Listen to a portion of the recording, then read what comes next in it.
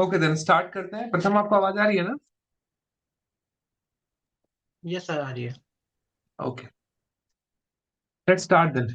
Next topic, what you understand by the concept of new product development, NPD. Okay, नया product development जब भी होगा, जब भी कोई नया प्रोडक्ट को डेवलप किया जाएगा या उसको मार्केट में लाने की प्लान की जाएगी, तो क्या क्या कंसेप्ट जो है, क्या कंसेप्ट जो है इसके पीछे काम करता है, क्यों आपको नया प्रोडक्ट मार्केट में लाने की जरूरत है। अगर आपका कोई सक्सेसफुल प्रोडक्ट ऑलरेडी मार्केट में एग्जिस्टिंग है, तो क्या आपको जरूरत है नए प्रोडक्ट लाने की, है ना? तो क्या कंसेप्ट है उसके बारे में हम बात करेंगे। साथ ही साथ highlight the various steps involve in the NPD process. कौन कौन से ऐसे प्रोसेसेस हैं जिनका इस्तेमाल होता है एनपीडी में, उनको मतलब एनपीडी नया प्रोडक्ट लॉन्च करने के पहले, with the help of examples. ठीक है, सो इसको थोड़ा समझ लेते हैं। न्यू प्रोडक्ट डेवलपमेंट क्या है? न्यू प्रोडक्ट डेवलपमेंट का मतलब यही है कि एग्जिस्टिंग प्रोडक्ट में कुछ खामियां हैं, या अगर नहीं भी हैं तो आप नए कस्टमर्स को, नए जो नया जो मार्केट रेडी हो रहा है उसके लिए आप नए प्रोडक्ट को आप अपना लॉन्च करना चाह रहे हैं। यहाँ पे एक बहुत ही प्राइम एग्जांपल दिया जा सकता है विंडोज का। राइट, विंडोज जब लॉन्च हुआ था तो विंडोज काफी पुराना था और उस टाइम पे उनका एक अलग ही मतलब चलता था। वो तो मुझे एग्जैक्टली याद नहीं है। मुझे विंडोज एक्सपी, विंडोज 95 ये सारी चीजें याद है। फिर विंडोज 7 मुझे याद है, विंडोज 7 पे मैंने बहुत काम किया हुआ है। फिर विंडोज 8 आया, 10 आया, 12, 13, 13, आई डोंट नो 13 चल रहा है कि नहीं। 13 का तो उसका ऑफिस वर्जन तो था उसका, तो आई गेस वो भी होगा। सो विंडोज जिस तरीके से लॉन्च होते आया है ना, स्टार्टिंग में वो एकदम दूसरे किस्म का था, उनका इंटरफेस बहुत ही दूसरी तरह का था। हालांकि उस जमाने के लोगों के लिए तो वो काफी अच्छा था, 90s के लोगों के लिए वो काफी अच्छा था उस टाइम पे। लेकिन अभी के टाइम पे अगर आपके हाथ में विंडोज 7 दे दिया जाए या उससे भी पुराना कोई वर्जन दे दिया जाए, तो आप शायद इस्तेमाल ना कर पाए उसकी, क्योंकि आप यूज टू नहीं है उस चीज को लेकर के। राइट, तो नया प्रोडक्ट डेवलपमेंट करने के पीछे रीजन यही होता है कि आप अपने प्रोडक्ट को और बेहतर बनाना चाहते हैं प्रीवियस वाले प्रोडक्ट के कंपैरिजन में, ताकि आपका जो मार्केट शेयर है वो और बड़ा हो जाए। ठीक है, तो चलिए फिर देखते हैं। New NPD, new product development refers to the entire process. NPD है क्या? एनपीडी एक पूरा का पूरा प्रोसेस है of bringing a new product to the market. नया प्रोडक्ट जब आप मार्केट में लाते हो तो उसका जो पूरा का पूरा प्रोसेस होता है उसको हम लोग एनपीडी कहते हैं। सिर्फ लॉन्च करना ही नहीं है, प्रोसेस में सिर्फ एक काम तो नहीं हो सकता कि आपने लॉन्च कर दिया। प्रोसेस में वो सारी चीजें होंगी, मतलब आपका मार्केट रिसर्च होगा, प्रोडक्ट कंसेप्शन होगा कि आपने क्या सोच करके उस प्रोडक्ट को बनाया, क्या चेंजेस आपने किए, है ना। फिर उसमें अपडेट्स डाले, उसको कमर्शलाइज किया, लोगों को अवेयर किया उस चीज को लेकर के कि हमारा प्रोडक्ट लॉन्च होने वाला है। फिर एक फाइनल डेट आपने चूज किया और उस डेट पे आपने उस प्रोडक्ट को लॉन्च कर दिया। लॉन्च करने के बाद किस तरह का रिस्पॉन्स आपको मिला, ये सारी की सारी चीजें जो है उन प्रोसेसेस का हिस्सा है। न्यू प्रोडक्ट डेवलपमेंट के प्रोसेसेस का वो हिस्सा है, यही सारी प्रोसेसेस हैं। ठीक है ना? तो ये सारे के सारे प्रोसेस को हम लोग कहेंगे NPD, new product development. It involves the creation of product that meets specific consumer needs, okay, और solves the problem starting from idea generation to the final launch. Final launch के बाद भी बहुत कुछ होता है, लेकिन यहाँ पे फाइनल लॉन्च बोल दिया गया तो बोल दिया गया। बट फाइनल लॉन्च के बाद बहुत सारी चीजें हैं, किस तरह का रिस्पॉन्स आपको मिला, आपका आपने फिर उस फीडबैक के ऊपर किस तरह से आपने रिएक्ट किया, वो भी पोस्ट पोस्ट लॉन्च आप बोल सकते हो, वो एक प्रोसेस है। लेकिन वो भी मैं मानता हूँ कि इसके अंदर ही होना चाहिए, क्योंकि एक बार अगर कोई प्रोडक्ट मार्केट में लॉन्च हो गया, इसका मतलब ये नहीं कि आपकी रिस्पॉन्सिबिलिटी खत्म होगी। उस प्रोडक्ट में अगर कुछ गड़बड़ निकल रहा है तो आपका काम है उस चीज को ठीक कराना, उसको ठीक करना। राइट, बहुत सारे आपने न्यूज सुने होंगे कि कोई भी कार नई लॉन्च होती है, लॉन्च होने के 1-2 महीने बाद पता चलता है कि उसमें किसी भी तरह का फॉल्ट था, तो कंपनीज उन सारे के सारे कारों को वापस बुलवा लेती है कि हम इन फॉल्ट्स को पहले ठीक करेंगे फिर आपको वापस करेंगे कार। ठीक है ना, तो वो प्रोसेस भी इसमें आएगा। ओके, सो ये सारे के सारे प्रोसेस इसमें आ जाएंगे, from idea generation to final launch. NPD is critical for any company aiming to stay competitive. NPD जो होता है किसी भी कंपनी के लिए बहुत जरूरी होता है, अगर आप मार्केट में कॉम्पिटिटिव बने बने रहना चाहते हो। राइट, मैकिनटॉश जो है जब लॉन्च हुआ था एप्पल वाला, तो वही चल रहा था, किसी को आइडिया नहीं था कि विंडोज लॉन्च होकर के कुछ इस तरह के तरीके का कर देगा। लेकिन विंडोज ने अगर खुद को अपडेट नहीं किया होता, खुद के वर्जन को बेहतर नहीं बनाया होता, नए प्रोडक्ट लॉन्च नहीं किए होते, तो फिर हम लोग शायद वो सारी चीजें नहीं कर पाते। और उस टाइम पे एप्पल फिर उस चीज को आगे उसमें बाजी मार लेता, या फिर गूगल बाजी मार लेता। गूगल की कितनी सारी सर्विसेज हम लोग यूज करते हैं, गूगल का जीमेल है, गूगल का जो सर्च इंजन है वो तो खैर है ही, वो तो सबसे बड़ी चीज है। गूगल का जीमेल है, गूगल का पॉडकास्ट है, गूगल का प्ले बुक्स है, प्ले स्टोर है, कितने सारे ऐप्स तो आपको अभी आपके फोन में दिख जाएंगे। और ऐसे बहुत सारे ऐप्स हैं जिसके बारे में हमें आइडिया ही नहीं है। जेमिनाई है, अभी जेमिनाई रिसेंटली लॉन्च कर दिया गया, एआई वाला जो वर्जन है। तो ऐसे बहुत सारी चीजें हैं जो कि कंपनीज ने लॉन्च कर रखी हैं, ताकि उनका जो बिजनेस है वो और अच्छा हो सके, और एक्सपैंड हो सके, और बेहतर हो सके। ठीक है ना।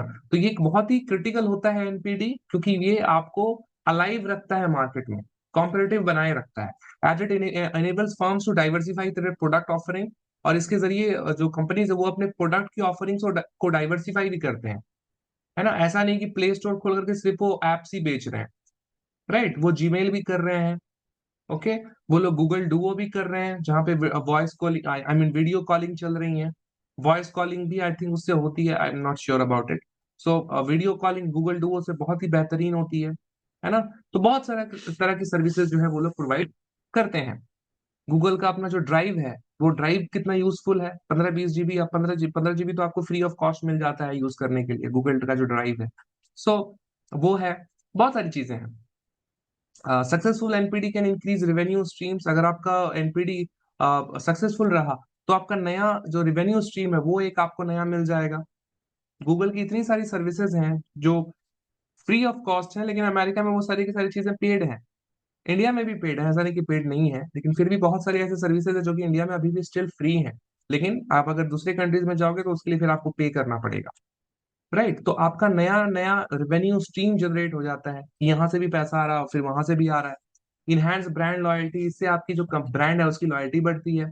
And lead to greater customer loyalty. और इसके वजह से जो लोगों की लॉयल्टी है वो आपकी कंपनी के प्रति बहुत ज्यादा हो जाती है। जैसे कि मोबाइल के मामले में गूगल से आगे कोई नहीं है, क्योंकि गूगल ने ही एंड्रॉयड को बनाया। और एंड्रॉयड हर चीज का सीपीयू है, हर चीज का क्या बोलूं, कोर पॉइंट है। बगैर एंड्रॉयड के तो कोई भी फोन चल ही नहीं सकता, राइट। और एंड्रॉयड पे कोई भी चीज नई लॉन्च हो जाए उसका फायदा गूगल को होना ही है, राइट। तो गूगल फोन के मामले में और लैपटॉप्स के मामले में या पीसीज के मामले में हमारा विंडोज, विंडोज इसके कंपैरिजन में मतलब जो लैपटॉप्स हैं या पीसीज हैं इनमें विंडोज के अलावा हम लोग कुछ और मतलब चला चला ही नहीं सकते, हम चला ही नहीं पाएंगे। हालांकि हम लोगों ने क्रोमबुक का नाम सुना है, क्रोमबुक में जो है एंड्रॉयड काम करता है, लैपटॉप ही है लेकिन एंड्रॉयड काम कर रहा है, लेकिन फिर भी आपको वो एक्सपीरियंस नहीं मिलेगा जो आपको विंडोज में मिल जाएगा, राइट। लेकिन फिर भी दोनों में बहुत कंपैरिजन है। गूगल ने भी अपने ऑफिस लॉन्च कर दिए हैं, गूगल का शीट्स है, गूगल का पावर पॉइंट है, गूगल का अपना वर्ड है ना। लेकिन फिर वो किसी भी कहीं भी कंपैरिजन में खड़ा नहीं होता विंडोज के मुकाबले, क्योंकि विंडोज का एक अपना अलग रुतबा है, ठीक है, प्रोडक्ट्स के मामले में। सो वो चीजें हैं। फिर अगर हम एंड्रॉइड क्या नाम है, विंडोज की बात करें, तो विंडोज फोन के मामले में कहीं भी खड़ा नहीं होता एंड्रॉइड के मामले में, एंड्रॉइड के साथ, गूगल के साथ, राइट। तो सबका अपना अपना एक नीश है, और ये लोग अपने अपने नीश में ही compete करने के लिए वही प्रोडक्ट लॉन्च कर रहे हैं जो इनका कॉम्पिटिटर कर रहा है। जैसे विंडोज के पास वो, जैसे मैंने बताया ना, वर्ड है, एक्सेल है, पावर पॉइंट है, सेम चीज गूगल ने भी लॉन्च करी हुई है, उनका भी अपना है। तो जो लोग फोन पे इस्तेमाल करते हैं वो लोग फोन पे ही उसको इस्तेमाल कर रहे हैं। और उनको एक बार आदत हो गया तो वो लोग हो सकता है लैपटॉप खरीदे भी ना, क्योंकि अभी के टाइम पे लैपटॉप और फोन में कुछ खास डिफरेंस है नहीं। वो सारी की सारी चीजें आपकी जो लैपटॉप में हो रही हैं वो सारी की सारी चीजें आपके फोन में भी हो रही हैं, राइट। तो वो चीज जो है ये लोग एनपीडी कर करके वो चीजें करने की कोशिश कर रहे हैं, ताकि लोगों का जो ट्रैक्शन है वो अपने तरफ रहे, मतलब उस कंपनी की तरफ रहे, मैं ये बोलना चाह रहा हूँ। इंपॉर्टेंस ऑफ एनपीडी, क्या इंपॉर्टेंस है। इंपॉर्टेंस की जगह पे अगर एडवांटेज भी लिखा होता तो भी आप ये लिख सकते थे, इनोवेशन एंड कॉम्पिटिटिवनेस, है ना। आप खुद को इनोवेट करोगे अगर आप एनपीडी करते हो, साथ ही साथ आप कॉम्पिटिटिव भी बने रहोगे मार्केट में। अगर आप नया प्रोडक्ट लॉन्च नहीं करोगे तो आप काफी पीछे रह जाओगे बाकी सारे कंपनीज के मामले में, कंपैरिजन में, जो लोग नए हैं लेकिन नए प्रोडक्ट मार्केट में लेकर के आ रहे हैं। तो एज ए पुरानी कंपनी ये आपकी रिस्पॉन्सिबिलिटी ज्यादा बन जाती है कि आपको नए प्रोडक्ट उनसे पहले लाने हैं। Okay, so it helps businesses innovate and differentiate themselves in the marketplace. इस एनपीडी के सहायता से वो लोग जो है खुद को मार्केट में डिफरेंशिएटेड दिखा सकते हैं लोगों को, देखो हम लोग अलग हैं, हम लोगों ने ये लॉन्च किया है, बहुत ही बेहतरीन चीज हम लोगों ने लॉन्च करी है, वगैरह वगैरह। कंज्यूमर नीड्स की बात करें, तो अगर आप नया प्रोडक्ट ले पाओगे तो कंज्यूमर जो है वो भी सेटिस्फाई हो जाएगा, कि चलो इस पुराने प्रोडक्ट को एक्सचेंज करवा करके या इसको सेल करके दूसरा कोई प्रोडक्ट ले लेते हैं जो कि नया मार्केट में लॉन्च हुआ है ना। तो उनको भी सही लगेगा कि नहीं, हमारी कंपनी भी हमारे लिए कर रही है। Right. It ensures the company's product are aligned with the changing consumer preferences. और कंज्यूमर का प्रेफरेंस चेंज होते रहता है, एक जैसा कभी नहीं होता, है ना. तो उसके अकॉर्डिंग फिर आपको अपने प्रोडक्ट को भी चेंज करना पड़ेगा. अगर आप प्रोडक्ट रखोगे 90s के जमाने का, और जो कंज्यूमर है वो है अभी अभी 21st सेंचुरी का, तो वो तो यूज नहीं करेगा ना. वो उसको क्यों क्यों यूज करने जाएगा. राइट. तो कंज्यूमर नीड्स भी आ जाएंगे. तीसरा है प्रॉफिटेबिलिटी एंड ग्रोथ. तो नए प्रोडक्ट लॉन्च की वजह वजह से अगर वो चल गया भाई, तो प्रॉफिटेबिलिटी और ग्रोथ बहुत ज्यादा करके दे देता है आपको. राइट. जब एंड्रॉयड लॉन्च हुआ था, तो किसी को लगा नहीं था कि एंड्रॉयड इस तरीके से मार्केट को कैप्चर कर लेगा, लेकिन जब वो आया तो इस तरीके से मार्केट को कैप्चर किया कि कई सालों तक तो एप्पल का कोई मतलब यूज ही नहीं करता था. मतलब करता था, ऐसा नहीं कि नहीं करते थे, लेकिन फिर भी एंड्रॉयड एंड्रॉयड ही चल रहा था हर जगह. अभी भी वही चल रहा है. अभी भी अगर देखा जाए तो मार्केट का 70% 80% हिस्सा एंड्रॉयड के पास ही है. लेकिन वो जो ब्रांड वैल्यू है वो एप्पल की बहुत ज्यादा है. ठीक है ना. तो जो भी, सो प्रॉफिटेबिलिटी एंड ग्रोथ यहाँ पे जो है नई प्रोडक्ट्स लेकर के आती है आपके बिजनेस के लिए जब भी आप लॉन्च करते हो. लेकिन आपको काफी हद तक अच्छे से ध्यान देना पड़ेगा कि आप जो प्रोडक्ट लॉन्च कर रहे हो वो आपके कंज्यूमर को, कस्टमर को सेटिस्फाई कर पा रहा है कि नहीं कर पा रहा है. अब हम बात कर लेते हैं उन स्टेप्स की जिसके बारे में बता रहा था कि अगर आपको एनपीडी करना है, न्यू प्रोडक्ट लॉन्च करना है, ठीक है, डेवलप करना है, तो उसके पीछे क्या क्या प्रोसेस होता है. सबसे पहला तो भाई प्रोसेस यही है कि आपके दिमाग में आइडिया आना चाहिए कि हमें नया प्रोडक्ट लॉन्च करना है. अगर आपके दिमाग में आइडिया ही नहीं आएगा तो कैसे होगा. तो idea generation is the first step, you can say. तो first step in the NPD process involves brainstorming new ideas that could potentially evolve into a product. Brainstorming का मतलब होता है कि चार पांच लोगों को साथ में आपने बैठाया और उनसे बातचीत करनी स्टार्ट करी कि हमारा ये प्लान है, लेकिन हम लोग कैसे करें. आप अपने अपने अपने विचार आप लोग रखें. ये जो विचार रखे जाते हैं, दैट इज ब्रेनस्टॉर्मिंग. ठीक है. तो आइडिया जनरेशन इसी तरीके से होता है. एक आदमी का आइडिया सक्सेसफुल हो भी सकता है, नहीं भी हो सकता है, लेकिन जब आप उसको डिस्कस कर लेते हो और सबकी राय अगर मिल जाती है, एक पॉइंट पे आकर के अगर मिल जा रही है, इसका मतलब वो सक्सेसफुल हो सकता है. राइट. क्योंकि सबके सोचने का नजरिया अलग अलग होता है, सब कुछ ना कुछ अपने तरफ से टेबल पे लेकर के आ रहे होते हैं. तो अगर आप अपने उस लोगों से बात करेंगे तो आपको बहुत हद तक वो लोग जो है आपको बता देंगे, आपको वो आपको आईना दिखा देंगे कि आपका प्रोडक्ट जो है मार्केट में वाकई सक्सेसफुल होगा या नहीं होगा, लोगों को सच में उसकी डिमांड है या नहीं है. So idea generation is the very first topic, very first step you can से. ठीक है. Ideas can ideas can come from internal sources. Ideas internal sources से आ सकते हैं, जो कि मेजरली आते हैं पहले इंटरनल सोर्सेज से ही आते हैं, है ना. लाइक एम्प्लॉय ने आपको आइडिया दे दिया. R&D जो आपका डिपार्टमेंट है, रिसर्च एंड डेवलपमेंट डिपार्टमेंट है, उसने आपको कुछ आइडिया दे दिया. या फिर तो एक्सटर्नल सोर्सेज लाइक कस्टमर्स ने आपको आइडिया दिया कि भाई आपका प्रोडक्ट बहुत बेहतर है, लेकिन अगर आप अपने प्रोडक्ट में इस चीज को ऐड कर दो ना, दो तीन चीजें अगर आप ऐड कर दो, तो आपका प्रोडक्ट में एकदम शानदार बन जाएगा. तो आपके दिमाग में आया यार कि नए पुराने में क्या नया ऐड करूंगा, मैं नया ही लॉन्च कर देता हूँ. ठीक है. तो एक्सटर्नल सोर्सेज जो है वहां से भी आपको आइडियाज आ सकते हैं. Like customers, competitors. कॉम्पिटिटर से तो आता ही है ना. एक कॉम्पिटिटर ने स्प्राइट लॉन्च किया, दूसरे ने 7 अप लॉन्च कर दिया. एक ने मिरिंडा लॉन्च किया, दूसरे ने फैंटा लॉन्च कर दिया. तो कॉम्पिटिटर से ही तो आइडिया आता ही है. ठीक है ना. And market research of course. Examples के तौर पे देखो, बोला गया Apple's idea for the iPhone came from the need to merge multiple devices into a single device. Apple का जो आइडिया है, आईफोन का आइडिया जो है, स्टीव जॉब्स के दिमाग में तब आया जब उनको लगा कि उनके मल्टीपल डिवाइसेज हैं, बहुत सारे उनके डिवाइसेज हैं. हर एक काम को करने के लिए अलग अलग डिवाइस, गाना सुनने के लिए अलग है, वेब ब्राउजिंग करने के लिए अलग है, फोन मेरा अलग है. तो उन्होंने किया क्या कि उन्होंने एक ही डिवाइस में ये सारी चीजों को इंक्लूड कर दिया. So Apple's idea for the iPhone came from the need to merge multiple devices which were meant to use for the different things. They what they did, they all उनको सबको एक ही साथ ला करके रख दिया, एक ही प्लेटफॉर्म पे ला करके रख दिया. तो एप्पल भाई वहां से आया, एप्पल का आईफोन वहां से आया. एप्पल तो उससे पहले भी थी. मैकबुक उनका चल रहा था, मैकबुक नहीं चल रहा था, सॉरी, मैकिनटॉश उनका चल रहा था. राइट. तो वो तो था ही. Coca Cola's introduction of diet Coke. अब देखो ये डाइट कोक तो बहुत रिसेंट है. Coca Cola's introduction of diet Coke stemmed from the consumer demand for healthier drink options.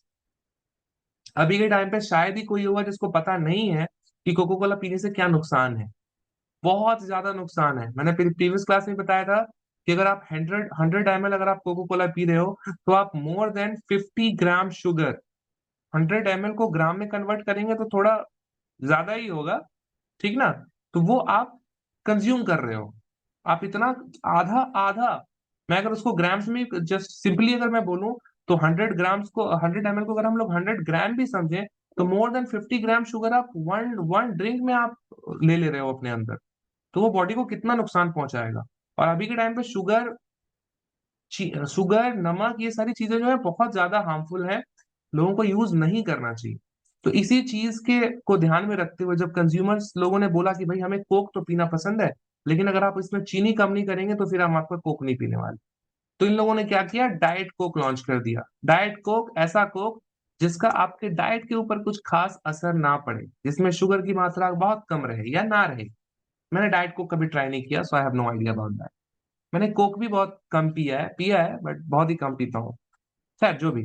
सो ये चीजें हैं। मेथड्स ऑफ आइडिया जनरेशन क्या क्या हो सकते हैं, किस तरीके से आपको आइडियाज आएंगे, मैंने ऑलरेडी डिस्कस किया है, internal sources and external sources, है ना। तो यहाँ पे उसी चीज को वापस से बोला गया है, ब्रेन इंटरनल सोर्सेज और एक्सटर्नल सोर्सेज के बारे में। तो ब्रेन स्टॉर्मिंग हो सकती है, collaborative session involving team members, आपके टीम मेंबर्स को आपने साथ में बैठाया और उनके साथ कोलैबोरेटिव सेशन किया। आपने सबसे पूछा कि भाई आपकी राय क्या है, आपके दिमाग में क्या आइडिया है, कुछ है आपके दिमाग में कि किस तरह के प्रोडक्ट हम लोग लॉन्च कर सकते हैं, तो वो आपको बता देंगे। कस्टमर फीडबैक, जैसा कि मैंने आपको बताया, कस्टमर से भी फीडबैक मिलता है। कोको कोला का जो ये एग्जाम्पल है, ये कस्टमर फीडबैक का ही एग्जाम्पल है, right. So customer feedback, gathering insights from the consumers about their needs and desires हो सकता है। तीसरा है कॉम्पिटिटिव एनालिसिस, आपका कॉम्पिटिटर क्या कर रहा है, जो आपका सामने वाला कंपनी है जो आपको compete कर रहा है, वो क्या कर रहा है, वो भी आप कर सकते हो, वहां से भी आपको आइडियाज आ सकते हैं। या सपोज सामने वाली कंपनी को ने कुछ लॉन्च किया, तो आपने बोला कि यार हम लोग भी सेम प्रोडक्ट लॉन्च करते हैं लेकिन कुछ एडेड फीचर्स के साथ, बस आपकी गाड़ी चल पड़ेगी, राइट। तो वो चीजें भी होती हैं। आइडिया स्क्रीनिंग, अब देखो आइडिया तो आ गया बट आप उसको स्क्रीन भी करोगे। स्क्रीन मतलब आप उसके प्रोज कॉन्स को समझने की कोशिश करोगे, क्या फायदा है, क्या नुकसान है, कितना खर्च आएगा, नहीं आएगा, किस तरीके से मार्केट में लॉन्च करना है, ये सारी की सारी चीजें जो है इसमें आ जाएंगी। तो आइडिया स्क्रीन, कहाँ लॉन्च करना है, कैसे लॉन्च करना है, बहुत सारे क्वेश्चंस यहाँ से निकल करके आते हैं। Once ideas are generated, the next step is to filter out those that are not feasible। ऐसे जो चीजें जो कि पॉसिबल नहीं है, feasible का मतलब है पॉसिबल ही नहीं है कर पाना, और do not align with the companies objectives. ऐसी चीजें जो फिजिबल नहीं है या कंपनी के जो ऑब्जेक्टिव्स है, जो उनका उद्देश्य है, उसके साथ वो अलाइन नहीं करती हैं। अब आइडियाज आपके पास 10 आए हैं, लेकिन 10 आइडियाज में से 8 आइडिया जो है वो आपकी कंपनी का ऑब्जेक्टिव को सेटिस्फाई नहीं कर पा रहा या फिजिबल नहीं है, मतलब आप कॉन्ट्राडिक्ट करोगे, आपकी कंपनी की पॉलिसी आपको अलाउ नहीं कर रही है उस चीज को करने के लिए, लेकिन आपको पता है फायदा बहुत है लेकिन पॉलिसी अलाउ नहीं कर रही है, राइट। तो वहां पे आप क्या करोगे, उस प्रोडक्ट को छोड़ दोगे, राइट। सो आइडिया स्क्रीनिंग में ये सारी चीजें होती हैं। This process involves evaluating ideas based on factors like market potential. देखो, है ना, ये वहां पे क्या क्या आ गया कि आपका मार्केट पोटेंशियल कैसा है, अगर आप प्रोडक्ट को लॉन्च करते हो मार्केट में तो क्या वो मार्केट में सर्वाइव कर पाएगा, फिजिबिलिटी कैसी है, क्या मार्केट में वो बिकेगा, लोगों को पसंद आएगा, कॉस्ट कितना पड़ेगा, खर्च कितना पड़ेगा, and alignment with the company's brand. और कंपनी का जो ब्रांड है, सपोज अगर मैं खुद को as a green brand launch करूं, मैं ये दिखाऊं कि मैं सेहत के बारे में बहुत सोचता हूँ, ग्रीन प्रोडक्ट बेचता हूँ, कोई केमिकल का यूज नहीं होता हमारे प्रोडक्ट में, और अगले दिन मैंने कोई एक ऐसा प्रोडक्ट लॉन्च कर दिया जहां पे कुछ केमिकल्स का यूज हुआ है, तो आप तो अपने ब्रांड के साथ जस्टिफाई नहीं कर रहे हो, आपने आप खुद को as a green product, green company launch किया था और आपने फिर केमिकल वगैरह का भी यूज कर लिया, तो फिर आप ग्रीन कैसे हुए, राइट। सो वो चीजें जो है वो भी मैटर करती हैं। एग्जाम्पल के तौर पे कंपनी में डिस्कार्ड एनी आइडिया, एक कंपनी जो है किसी भी आइडिया को डिस्कार्ड कर सकती है for a new product that requires high production cost. Okay, किसी नए प्रोडक्ट को वो लोग डिस्कार्ड कर सकते हैं उसमें खर्च बहुत ज्यादा आ रहा हो, and would not generate sufficient demand, या वो आगे जा करके डिमांड जो है वो सफिशिएंटली वो मतलब जनरेट ना कर पाए या रेवेन्यू उनको ना मिल पाए, तो वहां पे वो लोग डायरेक्टली उसको डिस्कार्ड कर सकते हैं। डिस्कार्ड मतलब डस्टबिन में डाल देना, ठीक है। तीसरा है कॉन्सेप्ट डेवलपमेंट एंड टेस्टिंग। चलो ये भी हमारा हो गया, आइडिया स्क्रीनिंग हो गया, मैंने जो आइडिया बोला था वो सेटिस्फाई कर गया, लोगों को पसंद आ गया, उसकी स्क्रीनिंग अच्छी से हो गई, तो वो हो गया। अब क्या, तो अब हम लोग क्या करेंगे, कंसेप्ट डेवलपमेंट एंड टेस्टिंग, उसको रेडी करेंगे, उसको बनाएंगे, बनाने के बाद उसकी टेस्टिंग करेंगे कि वो चल रहा है कि नहीं चल रहा है। मतलब लोगों को ऐसे ही डेमो देंगे, फ्री सैंपल्स बांटेंगे वगैरह वगैरह। जैसे कि अभी कोलगेट का रिसेंटली आया था ना, दंत कांति, नहीं, वेद शक्ति, सॉरी, वेद शक्ति उनका एक टूथपेस्ट आया था।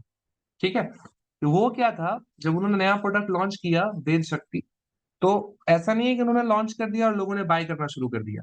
भाई लोगों को बताना तो पड़ेगा पहले कि हम नया प्रोडक्ट लॉन्च कर रहे हैं आपके दांतों के लिए, जो कि आपको नुकसान कम पहुंचाएगा। बाकी सारे टूथपेस्ट में फ्लोराइड है, उसमें नहीं है। उसमें हर्ब्स का इस्तेमाल किया गया है, मेडिसिनल जो प्लांट्स होते हैं उसके एक्सट्रैक्ट का इस्तेमाल करके वेद शक्ति को बनाया गया है। तो डेफिनेटली वो आपके लिए बहुत अच्छा है, लेकिन लोगों को पहले ये बताना तो पड़ेगा, उसकी टेस्टिंग तो करनी पड़ेगी। तो वो चीज यहाँ पे बोली जा रही है कि after screening the selected ideas are turn into detailed product concepts. जो आइडियाज हैं उसको प्रोडक्ट कॉन्सेप्ट्स में एक तरीके से बना दिया जाता है। प्रोडक्ट नहीं बनाया जाता, कॉन्सेप्ट्स को क्लियर कर दिया गया कि इस तरीके से हम बनाएंगे और ये हमारा प्रोडक्ट होने वाला है। These concepts are then tested with a sample group of potential customers. अब जब प्रोडक्ट को बनाया गया उन्हीं कंसेप्ट के अकॉर्डिंग, तो फिर एक जो पोटेंशियल कस्टमर्स आपके हो सकते हैं, देखना आपने कि आपने कोलगेट का कोई पैक खरीदा बड़ा वाला, उसके साथ आपको वेद शक्ति का छोटा सा पैक साथ में चिपका के दे दिया, और आप बोलोगे भाई ये तो फ्री ऑफ कॉस्ट मुझे मिल गया। लेकिन वो आपके प्रेफरेंस को चेक कर रहा है कि आप क्या करते हो, क्या आप उसको यूज करोगे। अगर यूज करोगे और अगर आप मार्केट में जाकर के वापस से उस दुकानदार के पास गए और आपने बोला कि भैया जो आपने साथ में फ्री में दिया था उसी का कोई पैक, बड़ा सा पैक मुझे खरीदना है, वो मुझे आप दो, तो वहां से उनको रिव्यू मिल जाएगा ना, वहां से उसको रिव्यू मिल जाएगा, तो वहां से डिमांड जनरेट हो जाएगा। तो वो लोग क्या करते हैं, टेस्टिंग करते हैं sample group of potential customers को, to understand how the market perceives the product, कि मार्केट किस तरीके से उस प्रोडक्ट को परसीव कर रहा है, एक्सेप्ट कर रहा है कि नहीं कर रहा है, किस तरीके से ले रहा है। Feedback is gathered to refine the concept and make necessary adjustment. उसके बाद फीडबैक, सारे फीडबैक्स को अगर आप दोबारा मार्केट में गए उस चीज को सर्च करने के लिए, तो दुकानदार को मालूम चल गया, दुकानदार ने उसकी डिमांड जो है वो अपने सप्लायर से कर दी कि भाई कस्टमर आ रहे हैं वेद शक्ति लेने के लिए, आप हमें सप्लाई करो, बेचेंगे उसको हम लोग, राइट। तो तो यहाँ से उनको फीडबैक मिल गया, राइट। उसको फिर रिफाइन कर लिया उन लोगों ने, अच्छी तरह से समझ लिया कि किस तरीके से काम कर रहा है, लोगों को पसंद आ रहा है कि नहीं आ रहा है। और अगर पसंद नहीं आ रहा तो क्यों नहीं पसंद आ रहा, लोगों ने बोला कि भाई इसका टेस्ट पसंद नहीं है, तो चलो उसके टेस्ट को थोड़ा सा, अभी का जो टेस्ट है पेस्ट का उसके अकॉर्डिंग बनाने की कोशिश करते हैं। कुछ इसमें केमिकल्स वगैरह डालते हैं, कुछ चीजें इसमें डालते हैं जिससे उसका टेस्ट थोड़ा सा अलग हो जाए। जैसे मेरी माँ को जब मैं ला करके दिया था तो उनको टेस्ट पसंद नहीं आया था, इसलिए मैं वो एग्जाम्पल अभी दे पा रहा हूँ। तो वो चीज है। तो जो भी नेसेसरी एडजस्टमेंट होगा वो लोग वहां पे कर पाएंगे, है ना, फीडबैक्स के अकॉर्डिंग। एग्जाम्पल के तौर पे, when Tesla develop the concept of its electric cars, India पूरे वर्ल्ड में इलेक्ट्रिक कार सबसे पहले टेस्ला ने लॉन्च किया। जब ये लॉन्च हो रहा था किसी को लगा भी नहीं था कि इलेक्ट्रिक कार सच में हो सकता है, इलेक्ट्रिक कार्स रास्ते पे दौड़ेंगे, किसी ने नहीं सोचा था एक्सेप्ट इलॉन मस्क। तो टेस्ला ने जब कंसेप्ट डेवलप किया इस कंसेप्ट को कि हम लोग इलेक्ट्रिक कार्स बनाने वाले हैं, इट कंडक्टेड सर्वेज, इन्होंने सर्वेज किया, and focus groups to gauge consumer acceptance of electric vehicles before moving forward with the prototype development, है ना। इवन जो उसका प्रोटोटाइप है, अभी कार नहीं बनाई, कार का सिर्फ प्रोटोटाइप बना रहा है वो लोग, जस्ट एक डमी कार आप बोल सकते हो, डमी नहीं, कार चलेगी लेकिन वो प्रोटोटाइप है, वो एक्चुअल कार नहीं है। ओके, तो उसको बनाने के पहले भी ये लोग क्या करते थे, ये लोग कस्टमर्स के पास जाते थे, कस्टमर्स का एक्सेप्टेंस कैसा होगा उसको वो लोग चेक करते थे कि लोगों को क्या इलेक्ट्रिक व्हीकल्स पसंद आएंगे, क्या उनको मेरा आइडिया किस तरीके का लग रहा है, सही लग रहा है, बचकाना लग रहा है, क्या लग रहा है ना। तो वो चीज वो लोग करते थे। यहाँ तो बहुत बड़ा एग्जाम्पल दे दिया गया था, मैं तो बहुत छोटा एग्जाम्पल दिया आपको। तो टेस्ला वाला एग्जाम्पल भी काफी सही था, क्योंकि इलेक्ट्रिक कार्स नया कंसेप्ट था उस टाइम पे, अभी तो खैर बहुत कॉमन हो गया है, तो उस टाइम पे बहुत नया कंसेप्ट था। तो इस तरह के आइडियाज ना, प्रथम जब भी आपको कुछ सुनने को मिले ना, नया कुछ नया होने वाला है, तो पैसे अगर हैं तो उसको इन्वेस्ट कर दो ऐसी कंपनीज में जो कि आगे जाकर के इसके ऊपर काम करने वाली है या कर रही है। अभी के टाइम पे सारे इन्फॉर्मेशन आपको इंटरनेट पर अवेलेबल है, तो इन सारे चीजों को आप मार्केट में सर्च करो, देखो कि क्या चेंजेस आ रहे हैं मार्केट में, और उसके अकॉर्डिंग अगर आपके पास पैसे हैं तो मार्केट में इन्वेस्ट करो। अभी के टाइम पे आई डोंट नो आप अर्न करते हो कि नहीं, पर अगर आप करते हो तो मैं तो बोलूंगा कि सेविंग्स करने के लिए बैंक में पैसे रखने से अच्छा है कि आप उसको मार्केट में इन्वेस्ट करो, रियल एस्टेट में इन्वेस्ट करो, कहीं भी इन्वेस्ट करो, लेकिन इन्वेस्ट करो, मार्केट में मत रखो, आई मीन बैंक में मत रखो पैसे। है, बिजनेस एनालिसिस की बात कर लेते हैं। अब तीसरा पॉइंट हो गया कि आपने मार्केट में जो है प्रोडक्ट डेवलपमेंट कर ली, उसकी टेस्टिंग कर ली, अब क्या करेंगे, अब हम लोग उसका जो बिजनेस एनालिसिस है वो करेंगे, है ना। यहाँ पे वही खर्च की बात की जा रही है, खर्च कितना होगा, कितना प्रॉफिट मार्जिन रखेंगे हम लोग, कितना किस दाम पे मतलब हम लोग बेचेंगे वगैरह, इस तरह की चीजें आ रही है यहाँ पे। तो this stage involves evaluating the profitability of the product idea. आप ये इवेलुएट करने की कोशिश कर रहे हो कि आपको प्रॉफिट होगा या नहीं होगा इस प्रोडक्ट आइडिया से। Okay, so it includes assessing potential revenue. ये क्या क्या इसमें आ जाएगा, पोटेंशियल रेवेन्यू आप चेक करने की कोशिश कर रहे हो, कॉस्ट एस्टिमेट्स, आप एस्टिमेट लगा रहे हो कि इतना खर्च आएगा प्रोडक्ट्स को बनाने में, और आप प्रॉफिट मार्जिन इतना रखोगे। 100 रुपए का प्रोडक्ट आपने 200 रुपए में बेचा, 100 रुपए का प्रॉफिट मार्जिन, ठीक है, डायरेक्ट इस तरीके से। So market demand, competition and the cost of production are also factored into the decision making, है ना। मार्केट की डिमांड क्या है, कंपटीशन क्या है, कॉस्ट ऑफ प्रोडक्शन क्या होगा, ये सारी की सारी चीजें हम लोग कर लेते हैं जब हम लोग डिसीजन मेकिंग का काम करते हैं। तो एग्जाम्पल के तौर पे, before launching the first iPad, जब आईपैड पहली बार लॉन्च किया गया एप्पल की तरफ से, तो ये आईपैड का कंसेप्ट भी उस टाइम पे काफी नया था। अभी के टाइम पे तो सब टैब लेके घूम रहे हैं, उस टाइम पे आईपैड ही टैब था, टैब ही आईपैड था असल में। तो इसको लॉन्च करने के पहले एप्पल ने क्या किया, Apple performed business analysis to estimate potential sale, कैसा बिकेगा, बिकेगा कि नहीं बिकेगा, प्रोडक्शन कॉस्ट क्या होगा, and the likely impact on the market, और इसका असर जो है मार्केट के ऊपर क्या पड़ने वाला। तो बहुत ही शानदार इम्पैक्ट पड़ा। अभी के टाइम पे 3 डिवाइसेस बहुत प्रोमिनेंट बिकती है मार्केट में। फोन सबसे पहला, फोन सभी को चाहिए क्योंकि उसमें मल्टीपल चीजें कर सकते हैं हम लोग, बात कर सकते हैं, बहुत सारी चीजें कर सकते हैं। दूसरा लैपटॉप, जिसमें हम लोग जनरली काम करते हैं, बहुत बेहतरीन काम होता है उस पे। और तीसरा टैब, जिसमें फोन भी कर सकते हैं और काम भी कर सकते हैं। टैब में भी दो कैटेगरी है, एक विदाउट फोन है, I mean without calling feature है, दूसरा विथ कॉलिंग फीचर है। तो जिसको जैसा इस्तेमाल करना है, इजी टू कैरी है, बहुत फायदे हैं उसके, है ना। कुछ हैवी आपको लैपटॉप अपना कैरी नहीं करना पड़ेगा, छोटे मोटे छोटे से टैब के साथ आप कैरी करके वहां पे वही सारी चीजें कर पाओगे जो आप कंप्यूटर में आप करते हो, कर सकते हो, राइट। तो वो काफी ज्यादा यूजफुल रहा जब भी लॉन्च हुआ तो, लेकिन इसके पहले बिजनेस एनालिसिस उसका किया गया था। पांचवा है product development. So after the concept has been validated, जब कंसेप्ट को वैलिडेट कर दिया गया through testing and business analysis, the product is designed and developed, product को डिजाइन किया गया और फिर उसको बनाया गया। This stage involves transforming the concept into tangible product. इस स्टेज में क्या कर रहे हो आप, अपने प्रोडक्ट को, जो कि सिर्फ एक सोच था, सिर्फ एक आइडिया था, वो उसको आपने ट्रांसफॉर्म कर दिया एक टेंजिबल प्रोडक्ट में। टेंजिबल मतलब जो दिख रहा है, जिसको आप छू पा रहे हो, जिसको आप महसूस कर पा रहे हो, टेंजिबल मतलब वही दिख रहा, छूना वगैरह, ठीक है। तो tangible product including creating prototypes, यहाँ पे आप प्रोटोटाइप्स भी क्रिएट कर सकते हो, वो भी आपका प्रोडक्ट ही है, स्टार्टिंग में तो प्रोटोटाइप ही काम आता है। Designing, packaging and deciding on the product specifications, ठीक है। तो ये सारी चीजें आपके प्रोडक्ट डेवलपमेंट में आ जाएंगी। एग्जाम्पल के तौर पे, in the development of iPhone, Apple designed and prototype the hardware and software, ठीक है।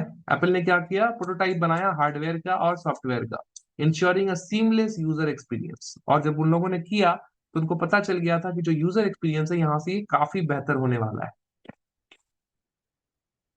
मैं थोड़ा पानी पी लेता हूँ।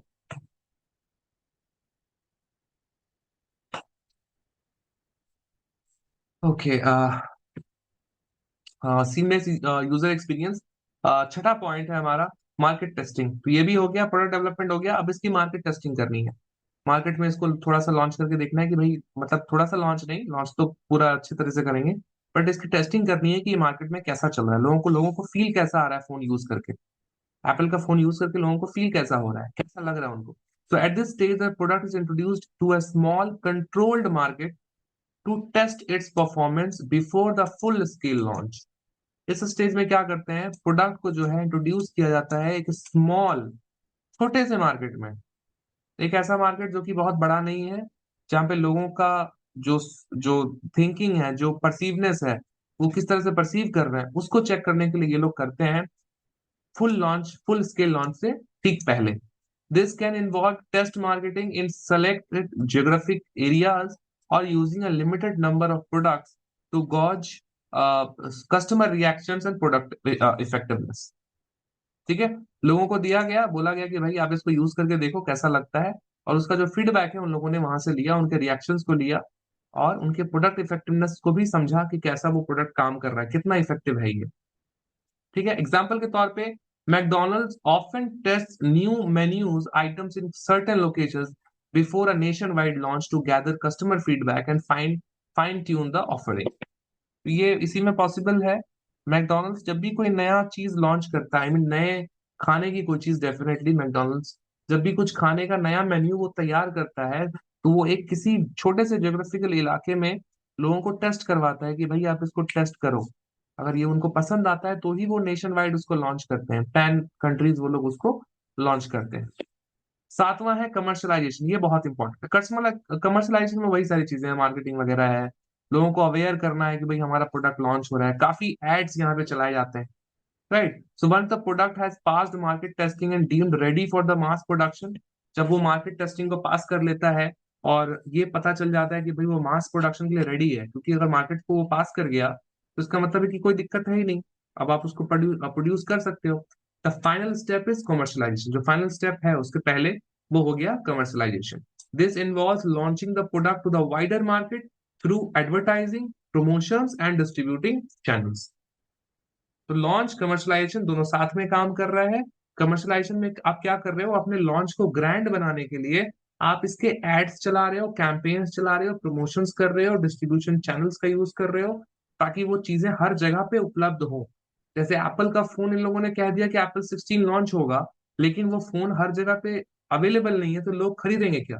लोग सुबह सुबह तो लाइन में लग के खड़े हो जाएंगे लेने के लिए, लेकिन प्रोडक्ट ही अवेलेबल नहीं है। तो जो डिस्ट्रीब्यूशन चैनल है उसको स्टैब्लिश करना, कि एक दिन पहले जो भी डेट है लॉन्च का, उस डेट से पहले आपके प्रोडक्ट उस जगह पे पहुंच जाने चाहिए, राइट। वो बहुत जरूरी है। A detailed marketing strategy executed to create awareness and drive sales, okay. Example के तौर पे when Amazon launches its Alexa device, भाई बहुत कौतूहल हुआ था उस टाइम पे। It used extensive marketing campaign, बहुत ज्यादा मार्केटिंग कैंपेन्स चलाए गए थे। इन्फ्लुएंस से पार्टनरशिप किया गया था, लाइक मी। हालांकि मैंने पार्टनरशिप में हिस्सा नहीं लिया था क्योंकि मेरे पास कोई कॉल नहीं आया था, बट स्टिल इन्फ्लुएंस से पार्टनरशिप किया गया था। And retail channels to ensure broad exposure, okay. इसके बाद ये आठवां पॉइंट जो शुरू में नहीं बोला गया था, इसके बारे में ही मैं बोल रहा था, post launch evaluation and maintenance. Launch होने के बाद आपको उसको इवेलुएट करना है और फिर उसको मेंटेनेंस भी प्रोवाइड करना है अगर जरूरत है तो। So after the product is launched, companies need to continuously monitor its performance in the market. जब भी लॉन्च हो जाए उसके बाद से कंपनीज को कॉन्टिन्यूअसली मॉनिटर करना चाहिए कि उनका प्रोडक्ट मार्केट में किस तरीके से परफॉर्म कर रहा है, लोगों को कैसा पसंद आ रहा है। This includes tracking sales, sales को ट्रैक करना, कस्टमर फीडबैक से लेना, एड्रेसिंग एनी प्रोडक्ट डिफेक्ट, किसी भी तरह के प्रोडक्ट में डिफेक्ट अगर कोई है, कोई क्वालिटी इशू है, उसको रिजॉल्व करना। द प्रोडक्ट में also undergo updates and enhancement based on market demands and technological advancement, ठीक है। तो प्रोडक्ट में किसी भी तरह का अगर कोई अपडेट आ रहा है, कोई इन्हांसमेंट आ रहा है, तो वो उनको प्रोवाइड करना, वो अंडरगो करना, उनको बताना, करवाना, है ना, ये सारी चीजें उसमें आ जाएंगी। एग्जाम्पल के तौर पे, after launching the iPhone, Apple consistently updates its mobile with new features। ये चीज हमें अभी भी देखने को मिलता है। इसके बाद ही एक्चुअली लोगों ने, जब एंड्रॉइड का फोन, पहले तो अपडेट्स वगैरह आते ही नहीं थे, बहुत कम अपडेट्स आते थे, लेकिन अभी के टाइम पे तो महीने में एक बार, 3 महीने में एक बार, 6 महीने में एक बार अपडेट्स आ ही जाते हैं एंड्रॉइड के फोन्स में भी। लेकिन पहले बहुत कम आते थे, मैंने यूज किया हुआ है, बहुत कम आते थे, अभी तो बहुत आता है, ठीक है ना। तो ये चीज जो है एप्पल अपने शुरू से करती हुई आई है, जब भी कुछ नया होता था वो लोग लॉन्च कर देते थे। अच्छा, चैलेंजेस कर लेते हैं फिर कंक्लूड कर देंगे। चैलेंजेस में क्या है, हाई कॉस्ट, जब भी कोई नया प्रोडक्ट आएगा, क्योंकि नया प्रोडक्ट पुराने वाले को कंप्लीटली डिस्कार्ड कर देता है, अगर सेम जॉनर का है तो वो तो कंप्लीटली बंद हो जाएगा। तो नया प्रोडक्ट बनाना मतलब बहुत खर्च, राइट। तो हाई कॉस्ट यहाँ पे देखने को मिलता है। टाइम कंज्यूमिंग है नया प्रोडक्ट लॉन्च करना, है ना। तीसरा है रिस्क ऑफ फेलियर, और चौथा है मार्केट अनसर्टेनिटी। ये सारी चीजें हम लोग को देखने को मिलती है। हाई कॉस्ट तो खैर रहता ही है, क्योंकि जब आप नया प्रोडक्ट लॉन्च करोगे तो आपको रिसर्च करना पड़ेगा, उसको डेवलप करना पड़ेगा, उसकी मार्केटिंग करनी पड़ेगी, है ना। टाइम कंज्यूमिंग क्यों है, क्योंकि यहाँ पे किसी भी प्रोडक्ट को लॉन्च करने के पीछे बहुत मेहनत होता है, राइट। तो उसको, उसमें सालों साल, महीने महीने लग जाते हैं, राइट। और मार्केट में जाने में, क्योंकि आपको डर है कि जब आप नया प्रोडक्ट लॉन्च करोगे तो पुराना वाला तो ऐसे भी लोगों के दिमाग से उतर जाएगा, क्योंकि नया लॉन्च करोगे, लोग नया सोच करके खरीदेंगे। अब अगर वो नहीं चला तो गया, है ना। तो सालों साल वो लोग मेहनत करते हैं कि जब भी लॉन्च करेंगे भाई तो धाकड़ लॉन्च करें, अच्छे से लॉन्च करेंगे, ताकि लोगों को कोई किसी भी तरह का डिससेटिस्फैक्शन या किसी भी तरह का हम लोग उसको लेट डाउन ना करें, राइट। तीसरा था रिस्क ऑफ फेलियर। अब नया प्रोडक्ट होगा तो भाई फेल भी हो सकता है, जरूरी नहीं कि वो चल ही जाए, है ना। तो वो भी एक रिस्क होता है नए प्रोडक्ट में। चौथा है मार्केट अनसर्टेनिटी। मार्केट किस तरह से आपके प्रोडक्ट को परसीव करेगा, लेगा भी कि नहीं लेगा। अगर कोई मार्केट मार्केट में ऑलरेडी कोई कॉम्पिटिटर आपका आ गया है जो कि सेम प्रोडक्ट को काफी सालों से चला रहा है, तो हो सकता है कि जब आप लेकर के आओ तो लोग आपको एक्सेप्ट ही ना करें। जैसे कि नोकिया का फोन, नोकिया को जब एंड्रॉइड करना चाहिए तो उन लोगों ने एंड्रॉइड किया नहीं, फिर जब बाद में उन लोगों ने एंड्रॉइड के फोन लॉन्च किए तो लोगों को उनका एंड्रॉइड का फोन पसंद ही नहीं आया। तो मार्केट अनसर्टेन था, उनको पता नहीं था क्या चल रहा है नहीं चल रहा है। पुराने तरीके कुछ अगर उनको करना ही था तो कुछ नया करते। राइट। तो वो चीज है। ठीक है, सो कंक्लूड कर देते हैं। अगला लेक्चर जो है उसमें हम लोग अगला टॉपिक डिस्कस करेंगे। So new product development is a complex and crucial process. नया प्रोडक्ट डेवलपमेंट बहुत ही कॉम्प्लेक्स है, बहुत ही कॉम्प्लेक्स प्रोसेस है। सिंपल प्रोसेस नहीं है, बहुत सारी इसमें चीजें उसमें होती हैं। और बहुत ही क्रूशियल प्रोसेस है दैट इन्वॉल्व सेवरल स्टेजेस, जहाँ पे बहुत सारे स्टेजेस में आकर के जो है काम को किया जाता है to ensure the successful introduction of a new product, है ना, ताकि आप नया प्रोडक्ट बहुत ही सक्सेसफुली इंट्रोड्यूस कर पाओ to the market. Each stage of NPD from idea generation to post launch maintenance requires careful planning, है ना। जब भी आप कर रहे हो तो ये जो पूरा का पूरा प्रोसेस है जो कि आइडिया जनरेशन से शुरू होकर के पोस्ट लॉन्च मेंटेनेंस पे खत्म हो रहा है, यहाँ पे आपको बहुत ही केयरफुली प्लानिंग करने की जरूरत पड़ती है। मार्केट रिसर्च करना पड़ता है, क्रॉस फंक्शनल कोलैबोरेशंस करने पड़ते हैं। While there are challenges, a well-executed NPD process can lead to significant competitive advantage. आपके पास चैलेंजेस हैं तभी तो आप बेहतर बनने की कोशिश करोगे ना, है ना। तो इसके वजह से आप एनपीडी प्रोसेस के ऊपर ध्यान देते हो, और जब ये बेहतर हो जाता है तो ये सिग्निफिकेंट कॉम्पिटिटिव एडवांटेज आपको प्रोवाइड करता है। मतलब कोई और आपके साथ compete कर ही नहीं सकता, या करेगा भी तो वो आपसे सालों साल पीछे है अभी। राइट। बिजनेस ग्रोथ आपको प्रोवाइड करता है और लॉन्ग टर्म सक्सेस भी आपको प्रोवाइड करता है जब भी आप एनपीडी करते हो तो। और ये बैकफायर भी कर सकता है समटाइम। खैर, जो भी, this was the topic. I hope कि आपको समझ में आ गया होगा। प्रथम, हम लोग अगले क्लास में मिलेंगे कल। ठीक है, मैं आपको टाइम बता दूंगा, कल संडे भी है। आई होप कि आप फ्री रहोगे, तो कल अगर होगा तो मैं पहले भी करा सकता हूँ। ठीक है।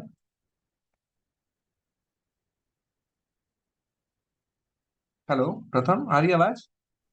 यस सर, आ रही है, आ रही है। ओके देन, ठीक है, तो फिर कल मिलते हैं। Okay sir. Okay then, yeah thank you, bye. Bye bye, good night. Good night.